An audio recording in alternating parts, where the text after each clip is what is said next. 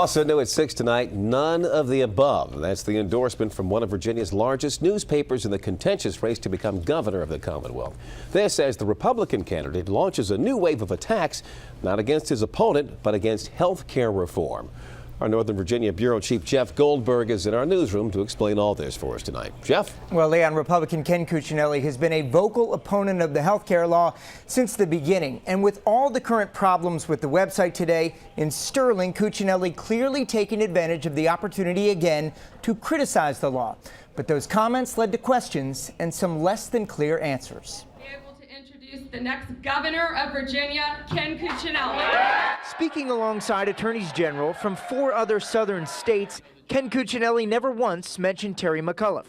Instead, his 20-minute speech focused on the issue of the day, problems with Obamacare. That law is crumbling before our very eyes. But it's that firm opposition to the law which led to the government shutdown, something for which polls show voters overwhelmingly place blame on Republicans. My role isn't to address any of that directly. I wasn't involved in it. It played out here across the river from us. And on the question of whether Cuccinelli would have voted for the deal that ended the shutdown and raised the debt limit, I don't know whether I would have voted for it.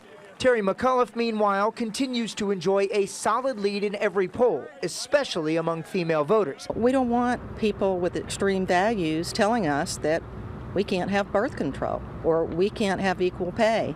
But as the race hits its home stretch, it seems voters wish they had other choices, and they're not alone. For the first time in modern Virginia history, the Richmond Times-Dispatch chose not to endorse a candidate for governor. I think there's a sense that they're both to the far side, to the far left, to the far right. The negative race, instead of candidates telling you what they're for, they talk about what the other guy is against.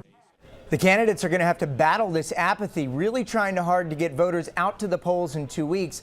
Both will work to rally the faithful with some well-known allies. Next week, Senator Rand Paul will be campaigning for Cuccinelli and former President Bill Clinton for McAuliffe.